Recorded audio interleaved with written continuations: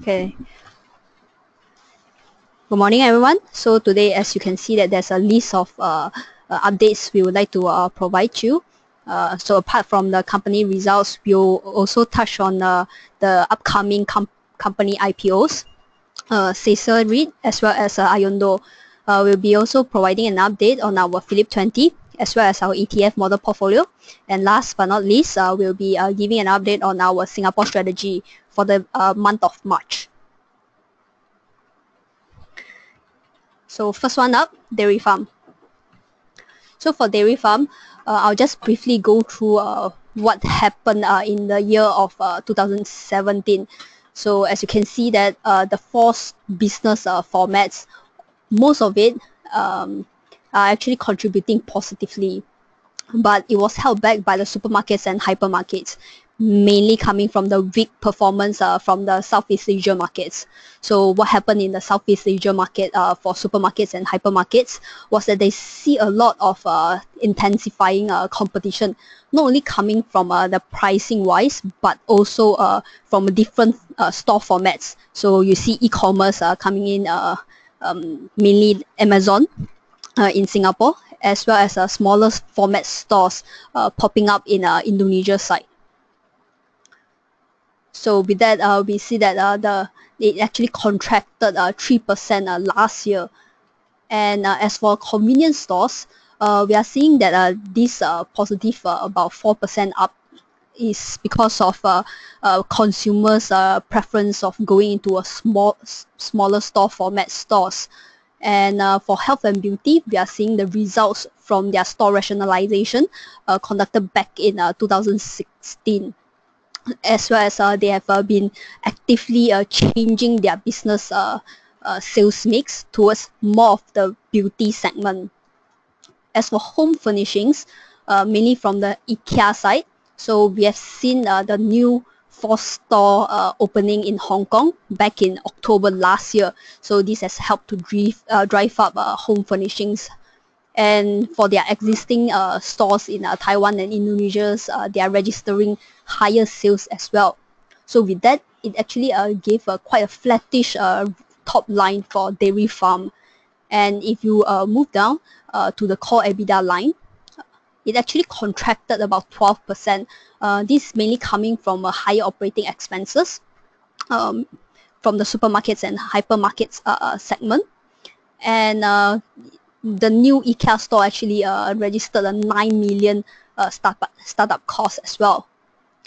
And if you look down into the core EBIT line, so the core EBIT line was actually being hit by a 72.8 million of business change costs. So well, this cost is actually arising from the management trying to close down underperforming stores, as well as they have written off some of the slow-moving inventories. So if you exclude this one-off charge, right, it actually wasn't that bad. It came down about 3% year-on-year. And next, we have the share of results from the associate as well as JVs. As we have been advocating since our initiation, is that the earnings for dairy farm should mainly be driven by their associates and JVs. So the two key associates are Maxims as well as Yonghui. As you can see that they have registered strong growth as well. And last but not least, the bottom line. This was actually also being hit by the business change costs, 64.5 million. This is to exclude the part from minority interest. So if you exclude this one-off charge, the result wasn't that bad, in the sense that it actually grew by a marginal 1.5% year-on-year. And just to backtrack a bit, so for the associates and JVs, right, it actually contributed of a higher percentage to the group's EBIT in last year. So from 20.5%, it actually contributed 28%. So how do we view a dairy farm? We're actually quite positive in the sense that notwithstanding the a brighter macro backdrop in the ASEAN as well as the North Asia side, we also be seeing that the Chinese tourist arrivals to Hong Kong and Macau has started to gain momentum in 2018. And also we are actually quite a bit of the new group chief executive who has just joined the group in mid-September last year. So a little bit background of this guy. So Mr. Ian actually is an ex CEO of Coles. Coles is actually a giant retailer in Australia. So back then, he used 5 years to actually turn around the ailing retail giant in Australia. So we are quite excited to see how dairy farm will revive under his leadership. So why do we still like dairy farm? Is that we are in favor of it's a very well established regional presence. It has actually added a net 633 stores. So net being that it has the total increase minus of the total stores closure. So it has added new 633 stores last year. And as of end of last year, you have seen over 7,000 stores within 11 countries. We also like dairy farm because of its strong cash generation and solid balance sheet.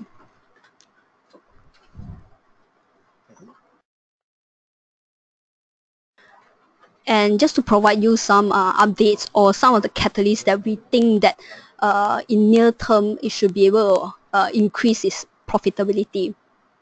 Firstly, it has increases its accessibility via online as well as offline. Notwithstanding that it's going to increase its store network, it has also started to enhance its e-commerce platform as well as to enhance its last mile delivery capabilities.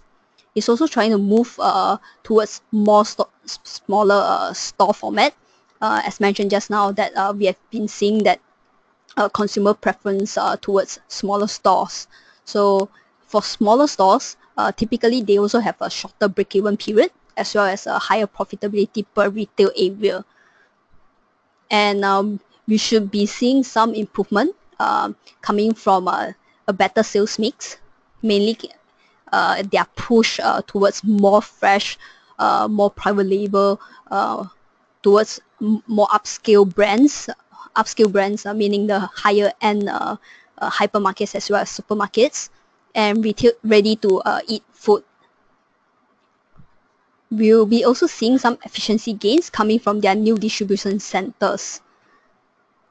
So with that, we maintain our buy rating for dairy farm with a slightly lower target price of $9.83. So next, I would like to pass on to Tara, who will talk about Dasin.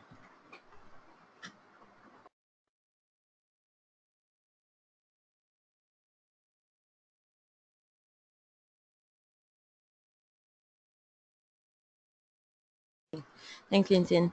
So last week we released a report on Dasin's full year results. For FY17, gross revenue and NPI was up 69%, primarily due to contribution from the acquisition of Shiqi Metro Mall in June. Shiqi Metro Mall is the first shopping mall in Zhongshan. Net income was down 37% on the back of higher expenses due to IPO transaction costs, finance costs from loans drawn down, as well as trustee managers' fees paid out. For FY17, a DPU of 7.16 Singapore cents was declared. We continue to like this counter for its organic growth that has been captured from the positive rental reversions, which is 12.7% in the positive range on a portfolio basis, as well as the inbuilt step-up escalations. So even stripping out the acquisition of Shiqi Metro Mall made in midway through the year, baseline revenue continued to expand. Occupancy also improved to 100% from 99.2%. There's also a 90% tenant retention rate, and on top of that, there are hardly any gaps between the lease expiries and the new lease sign-ups. Revenue in FY17 was slightly lower than expected, mainly due to the ongoing AEI in Dasin e-color mall. However, this measure is temporary and will drive the efficiency of the mall in the longer term. Outlook-wise, inorganic growth will be through its ready ROFR pipeline of 19 properties, which will quadruple its existing GFA. We also expect continued organic growth as all malls are reporting at 100% occupancy, and this is against a robust economic backdrop, with Zhongshan's GDP expanding close to 8% in 2017 and exports rebounding sharply in 2017 as well. Key risk would be the fall-off of income support in FY 2021, as well as the currency exposure to the renminbi. However, yields and valuations remain attractive to us, and we maintain our buy call with an unchanged target price of 98 cents.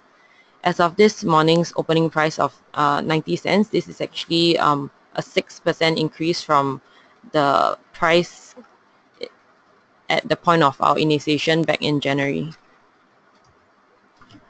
Moving on to the upcoming IPOs, we have Sasseur REIT as well as Ayondo Ltd. Sasseur REIT is a retail outlet mall REIT that's expected to list on the SGX main board on 28th of March.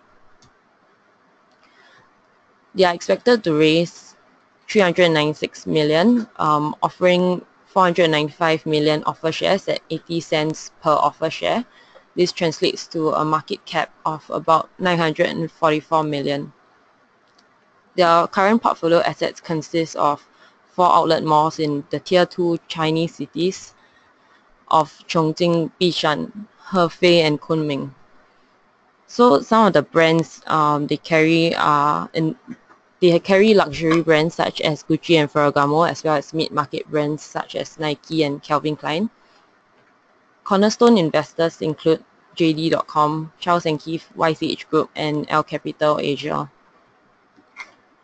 Indicative yield for this REIT is 7.5% for FY18.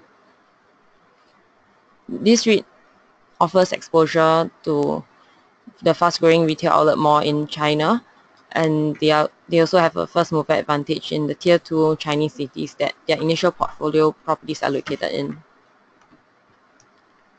Unique to this REIT would be their rental structure. As you can see on the right, the resultant rent diagram actually signifies the rent that would flow down to the REIT level. So the resultant rent comprises of a fixed component as well as a variable component. The fixed component has a inbuilt annual escalation of 3%, and the variable component comprises of a percentage of total sales for each property. On top of that, there's also a minimum rent aspect.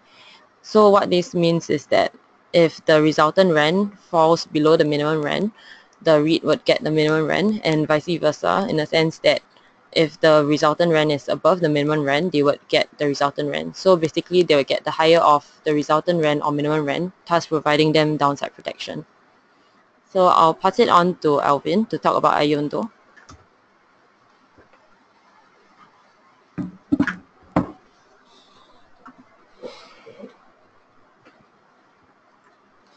Hi, morning everyone.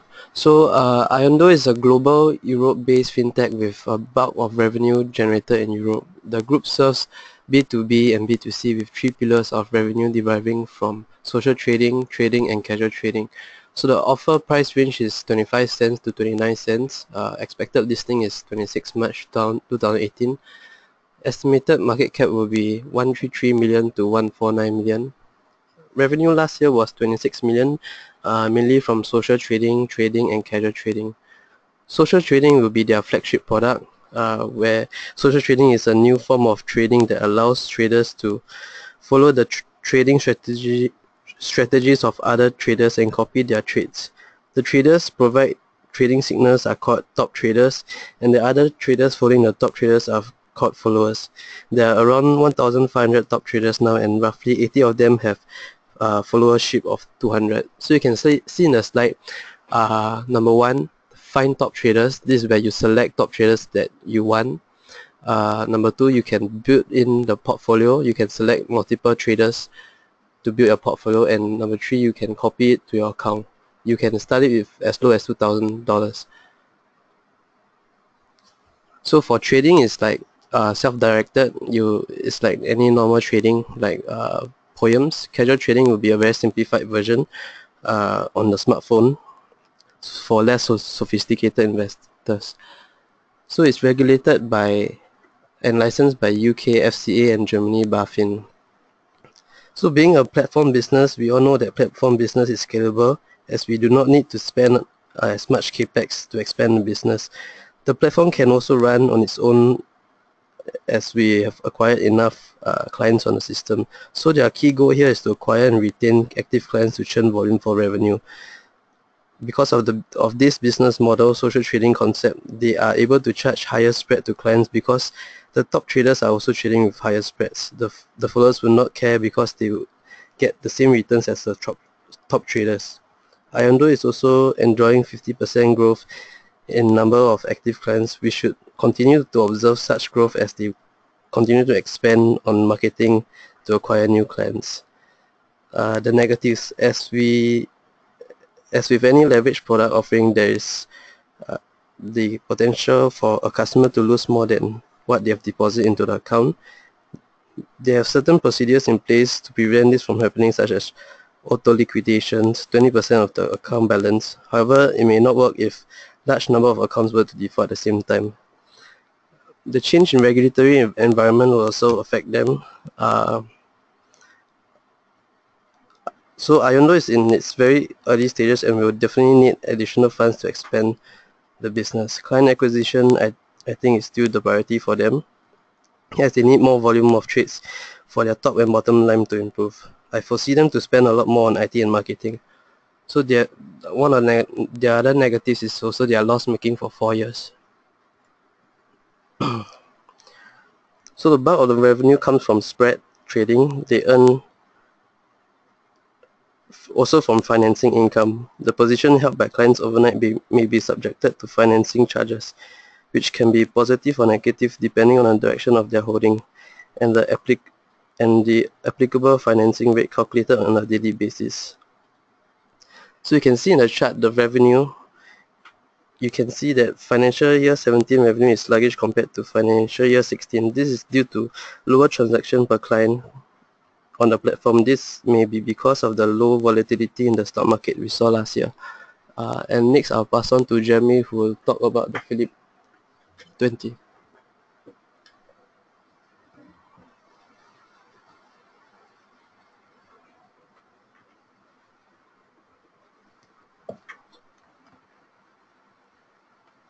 Good evening, everyone. Jeremy speaking here. So for my part, I'll just go briefly into the review of the month of February in terms of the Phillip 20 portfolio recent. But before we get into the Phillip 20 portfolio, just take a look at what happened in the month of Feb, more so in the Singapore market on the STI perspective. So the month of Feb, the main theme that happened was the volatility spike event that we saw in the early part of February, especially the first 2 weeks of Feb, where the VIX index spiked from a low base of around 15 to a high of 50 within a short time span of a week. So that part of the volatility spike that we saw within the VIX complex from the US side kind of a spiral into a contagion risk of effort that we saw in the global markets, including Singapore as well. So during that period, when the VIX spiked up to a high of 50, what we saw was the US indices such as the S&P 500 fell to a low of 12.5% intra-month. And what happened is, on the flip side, we saw STI also got affected pretty badly. So during that period, the STI fell, at least in a month, from the peak to trough, was about 7.5%. Not so much as what the S&P 500 fell, but at least in terms of the percentage-wise, we saw huge movement in the STI as well. So right now, let's just take a look at the STI chart and what entails moving forward. So all in all, I think the uptrend for the STI still remains pretty steady. You can see the uptrend over here, the price chart is still moving from the bottom left to the top right. And more importantly is how the structure of the uptrend, the series of higher highs and higher lows, continue to stay intact. So this was the sell-off that I'm talking about, the 7.5% fall in the STI from the high of 3,600 points to a low of around 3,340 points. So again, this sell-off is being inspired by the US side, whereby the volatility spike event caused this risk-off sentiment in the market. More so specifically is this period of gap down over here. But what we saw is benefit on hindsight. You can see a strong support holding price up for the STI, and more importantly, keeping the uptrend intact. So we were able to kind of pinpoint this point over here, somewhere around in July of 2017. We found some resistance over here at around 3,354 points, and ultimately this area became a support level somewhere around in November of 2017. So that was a reaction point that we were looking out for, and incidentally, you can see the February sell-off in the STI actually held up pretty nicely at this level again. So key level in terms of support-wise that kept this uptrend intact was around this 3,354 points to 3,341 points. And to top things up, you can see this support area also coincided with the 200-day moving average, this green line, which then makes this support area a stronger level that kind of managed to keep this uptrend intact. So all in all, right now, we believe the risk-on mode is back on track, and this support area held up pretty nicely that kept this uptrend intact. In terms of price action wise, after a rebound of this particular support area, we saw the rebound took price back up to the 20 and 60-day moving average, and as well as more importantly breaking above this particular downtrend line. So this point was the point where we kind of saw the uptrend re-engage itself and confirm that the bullish sentiment is back on track again. So moving forward, like I mentioned, we believe this uptrend is here to stay. And moving forward for the STI, at least we believe this uptrend is going to retest at least the previous high of around 3,600 points and possibly even take out this particular high. Interestingly, last Friday, what we saw in the US market, more so in the Nasdaq 100, was the Nasdaq 100 actually broke another new record high, despite the 12% sell-off that we saw in early part of Feb. So in the month itself, we can see there was quite a huge roller coaster ride in terms of price action, whereby the Nasdaq 100 fell to a high of around 12% in the month of February, and as of last Friday, we saw the Nasdaq totally recovering that loss and kind of broke a new record high. So the other two lagging ones is the S&P 500 as well as Dow Jones Industrial Average. But all in all, we believe the risk-on mode is back on track. And looking at the VIX index is also telling us that the risk-on mode is back, as the VIX index right now trades below 15. That is pretty much in line with our recession tracker, telling us that all remains well, at least from the equity perspective. And moving forward, this risk-on sentiment should continue to last for a few more months before we see further gyration in the market. So let's just dive into the performance for the Phillip 20 portfolio for the month of Feb. So here's the realized P&L for last month. So obviously with the vol spike event that we saw as the STI fell to a high of around 7.5%, unfortunately multiple trades within the Phillip 20 portfolio kind of hit our stop loss. So for example, Sunningdale, Yangzijiang, Yoma, Strategic, China Aviation, Oil, SPH, Golden Agri, and Thai all respectively hit their stop losses. But it was kind of boosted by a gain in the Pan United trade with a positive of about 21.15% gain. So moving forward, we try our best to kind of rebuild this portfolio. So in the month of Feb, we managed to enter 4 new trades, namely OCBC, 800 Super, Sunrise, and Micromechanics. And this is the performance as of last Friday's close.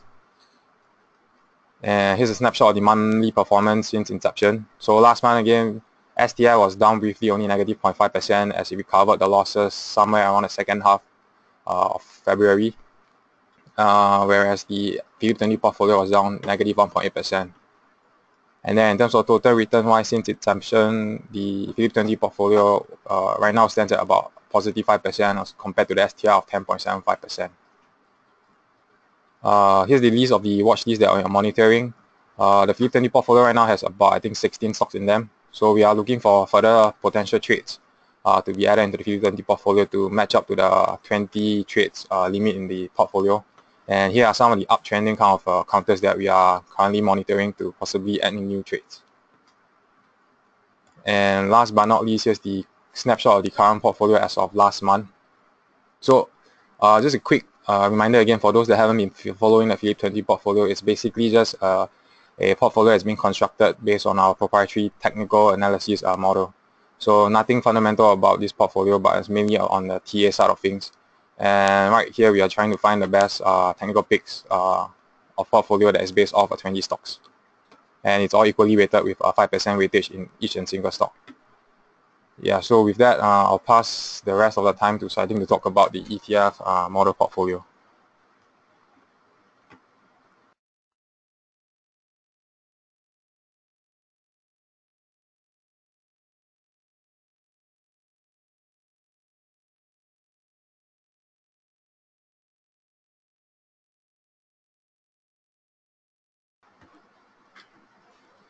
Hi, morning guys, this is Saiting here. I'll just do a quick update on the ETF model portfolio. As you guys know that we've been running this three different risk classification of portfolio, primarily made up of ETF that's listed in US as well as in SG. We have divided them clearly, so those that is listed in SG will be the SG portfolio, whereas the other one will be the US portfolio. You could see that for the month of February, we didn't did very well. In fact, it was the first negative month since the portfolio started. But then on a year-to-date basis, we are positive except for the US conservative portfolio. The bonds element of the portfolio did little to actually mitigate or diversify away the drawdown, as bonds itself was also, fixed income itself was actually down as well. So for anyone that's interested to follow the portfolio, you can just follow the allocation as seen in the donut chart on the screen. So I won't dwell too much onto this. These are the actually selected ETF for the portfolios according to their asset classes as well. As you can see at the bottom chart, all of the asset classes are in a negative zone. They're all in red, particularly the China equity, Asia equity, as well as most of the equities, in fact, fixed income as well. So other alternative, including our gold and commodities, was also in a negative zone. So really, for the month of Feb, the huge sell down, there was no diversification, or there wasn't any diversifying asset to mitigate the sell down. So nonetheless, we want to have a little bit more of a forward-looking in terms of our asset allocation, and I'll bring your attention to the 6 key charts over here, which talks about which I will just go through in a minute. The bottom 3, which is the 210 stat spreads as well as the volatility measure, has been covered extensively by Jeremy Ng. You should be familiar with it. For the top 3 charts, we are actually looking at credit spreads, particularly in investment grades, high yield, as well as emerging markets.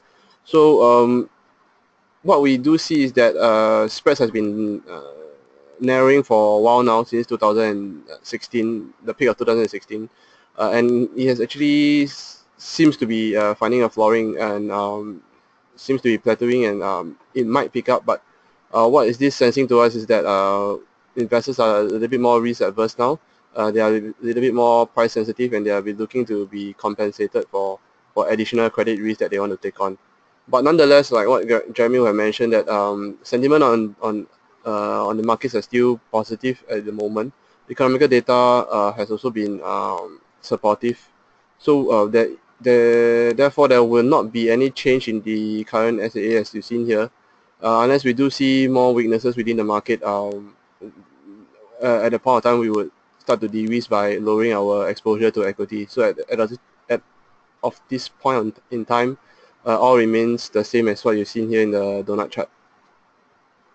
Next one, I'll just pass our final presentation to Paul, which will talk about the Singapore macro strategy.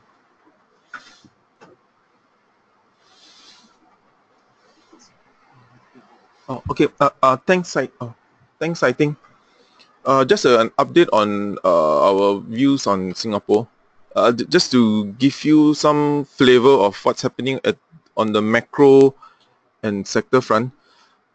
Firstly, obviously the trade wars is a concern and is grabbing all the limelight. The big one to watch will be U.S. investigation of China on violating intellectual property rights. So that may be another trigger for the U.S. to slap some retaliatory tariffs or investment restrictions or even visa restrictions.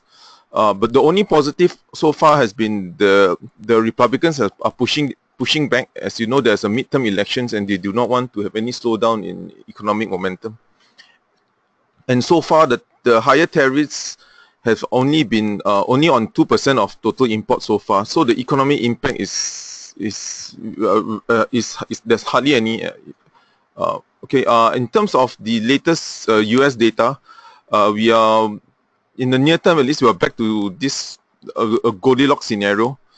Basically, as you saw on Friday, the very important wage growth numbers, there was some deceleration in wage growth. As you can recall, in January there was a big spike in wage growth, but to 2.9%, and that triggered a big inflation scare. But right now we got so-called Goldilocks because we have got a surge in jobs created, but whereas in the meantime inflation seems to be subdued with this latest wage growth number. But do note, in terms of the macro story, there's always going to be in the background some monetary tightening scare. And also there was some new inflation data that came up from the US, the so-called PCE, core PCE, and also import inflation numbers. There was some pickup in inflation, so there was some concerns on that front. But in the near term, I guess we are back to this Goldilocks scenario. The worst case in terms of a macro outlook will be if the central bank of the Fed is tightening when economies are rolling over. So far, the macro data has so far been still positive. In terms of Singapore sectors that we are looking at, the property sales numbers, or at least turnover transactions has been slower than expected. The momentum has slowed down. Primary sales has always been weak, but we're beginning to see even secondary sales beginning to soften. Since this is the slowest since the relaxation of property measures in March. In terms of sectors that we've seen some pickup is construction. Construction has seen seen quite a big turnaround the last 3 to 4 months.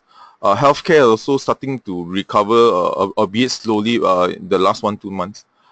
In terms of electronics, it still seems robust. The January number from semiconductor sales still saw a 20% plus growth. So electronics still seem on the still good momentum in terms of the electronics. In terms of our stock picks, as you know, this segment we hardly change, hardly make major changes month on month. But anyway, in terms of the property sector, I guess there's been a sell down post the budget on the buyer stamp duty. But do note that, as Teh Hong has mentioned before, the en bloc liquidity has actually yet to surface. So we still think property sector still has some upside. In terms of banking, we are switching from our preferred pick has always been DBS, but right now we're switching to OCBC. Because from OCBC you still get the upside in higher interest rates, especially through the insurance arm. At the same time, you can get that credit, the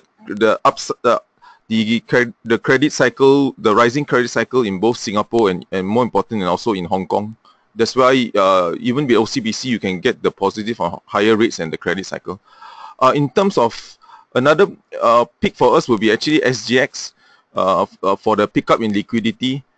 The latest January and February volume numbers out of Singapore is actually up 25% year on year. So far for the first quarter 1/8, the liquidity or value traded on the SGX is up 25%, and the February numbers was actually almost more than 4.5-year highs.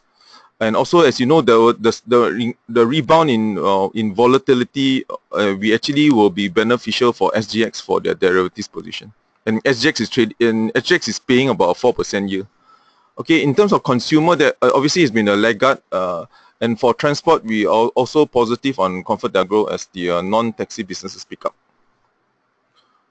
Okay, that's it for us now. If you have any questions, do type them down. Do give us some time. I know as we are running through the various questions, give us a bit of time to try to answer you. Thank you.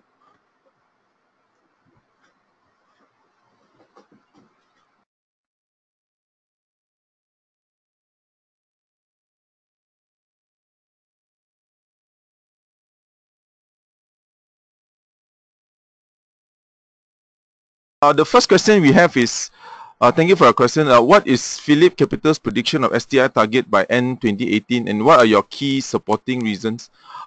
In our strategy report for 2018, our target is 3009. Firstly, the target comes out, we do a bottoms-up way of selecting our target price. is basically from all the various target price by all the various stocks on the STI index. So that's how we came up with 3009. The big one is actually banking sector. That would be the one that's pulling up. And in the macro front, we still think there's a positive virtuous cycle. Now, as you can see, the higher sales has led to higher wage growth, and also that leads to higher employment. And then you are also getting a capex recovery. So we are seeing a nice virtuous or economic cycle picking up globally. That's basically the main supporting reason. Yeah, thank you.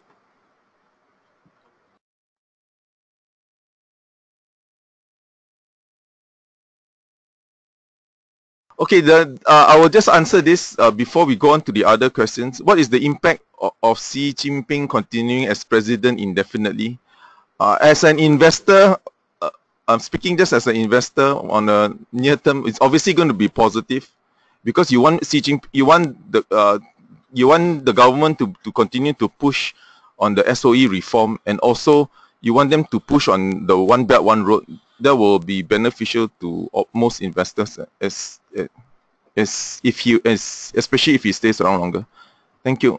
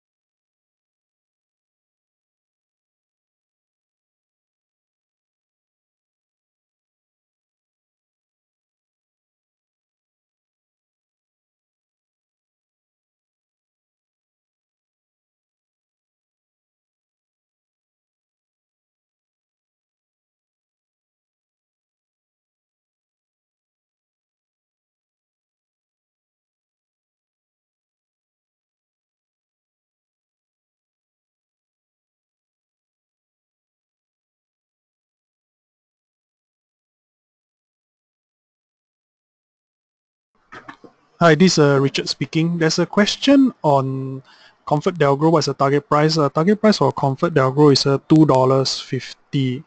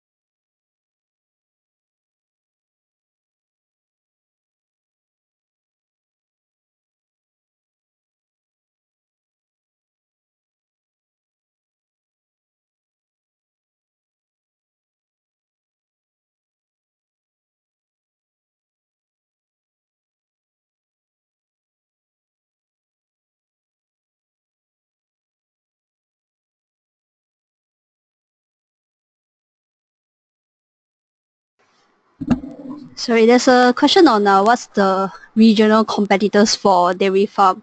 So if you want to find something that is like for dairy farm, actually there's none, because if you look at it has 4 different segments: supermarkets and hypermarkets, convenience stores, the home furnishing sites, as well as for um, the F&B side. So is it F&B? Oh, and health and beauty side, sorry. So if you break it down, right, for supermarkets and hypermarkets as well as convenience stores, you can actually look at from China side, there's Sun Art Retail. If you're looking at local, of course, there's Sheng Siong. If you look at Indonesia side, there's Matahari.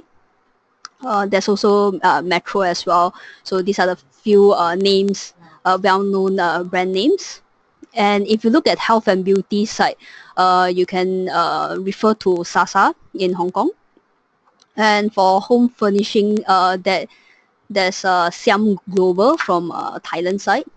And for the F&B side, where you see Maxims, they are actually we are comparing them against Chui Wah Lau, which you know that Jumbo has recently partnered with. So these are the few peers that you can refer to.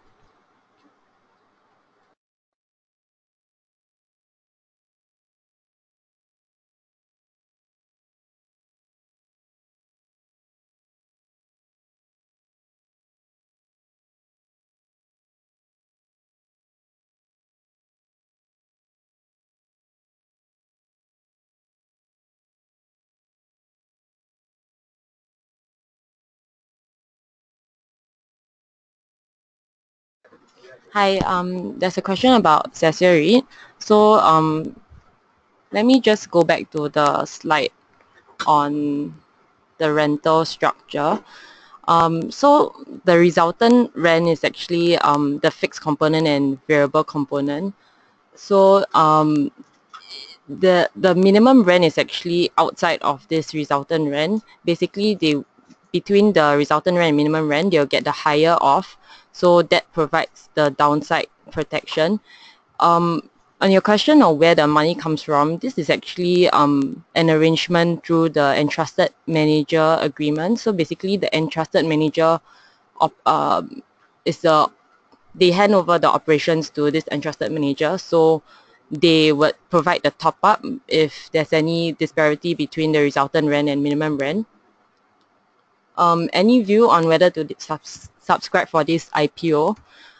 If you look at the previous slide, yes, PB is higher than the others, but as you can see, the cost of debt is also the highest, and compared to the other the other REITs with underlying Chinese properties, Sasseur REIT's sponsor is actually not as renowned as the others. For example, like Dasin Retail Trust sponsor is Zhongshan Dasin Real Estate, which is the leading real estate player in the region. So we're neutral on this IPO.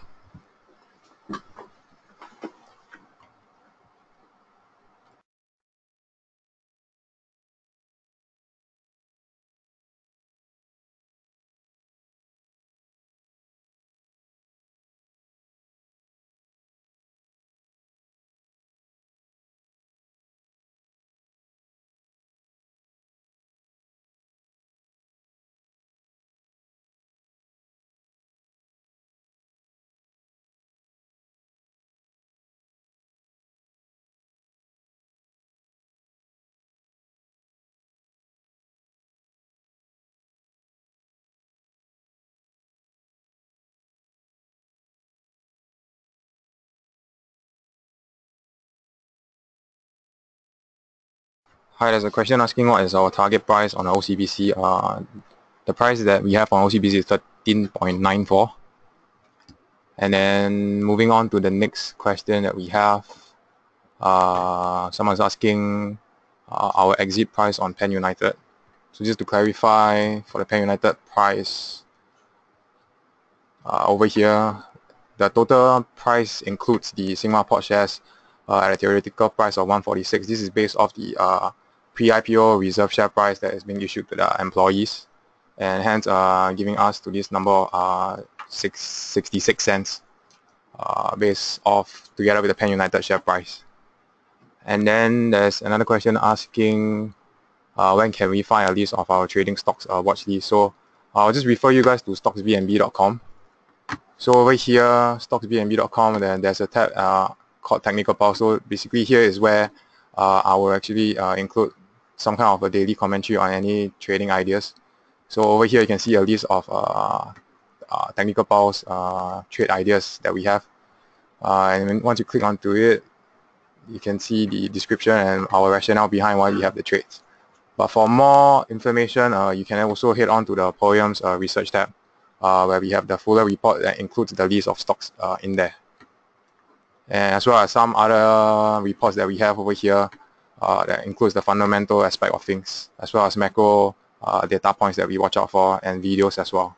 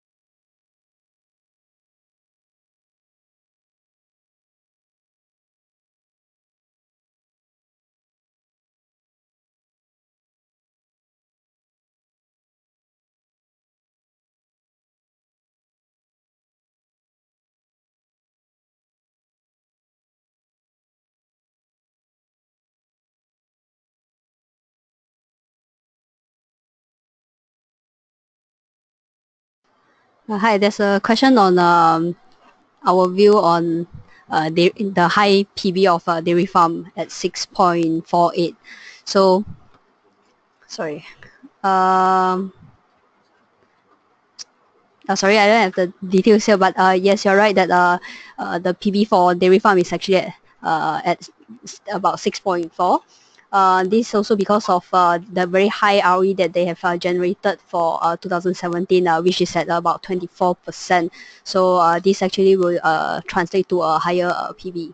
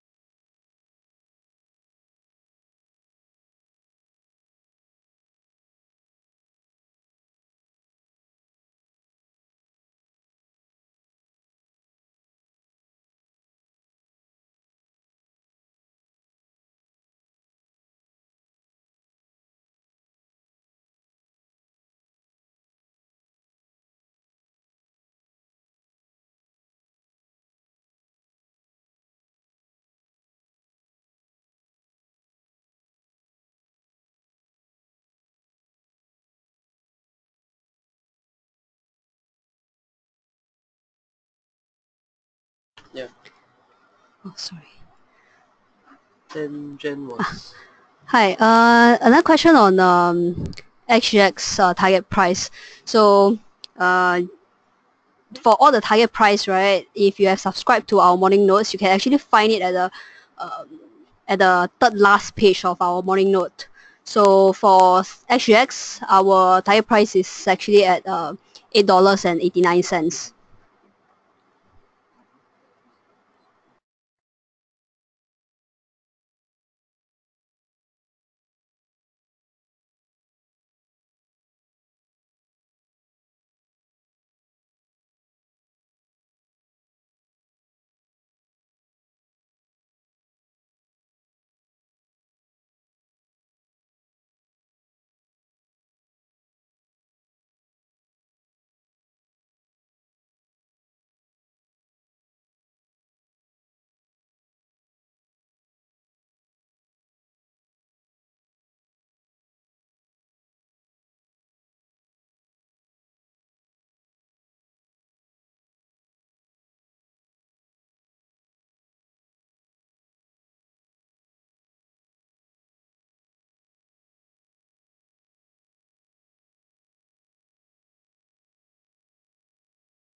Yeah, yeah. Hi. I will. There's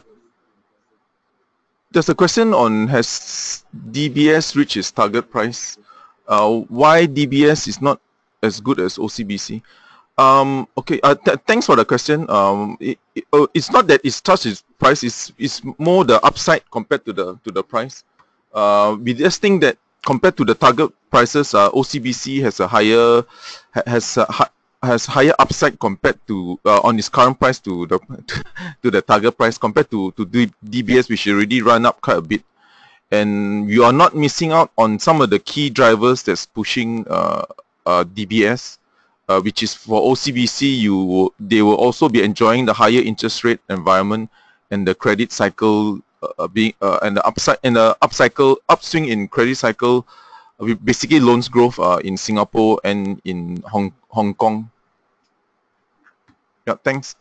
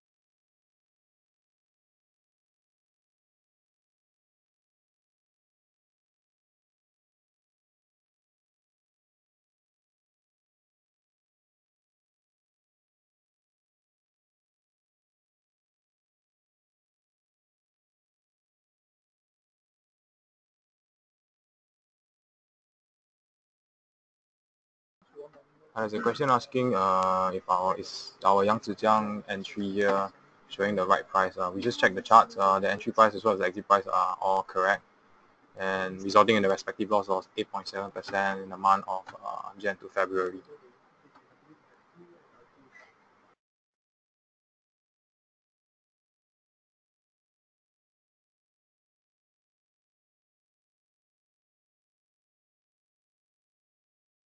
Hi, there's a question on where can we find the morning notes. So if you are current or existing clients of Poems, right, you can actually just go to log on into your Poems online platform, and there will be a tab on research. Just then you just go under the morning notes. Then you'll find our whole register of our morning notes that we publish daily.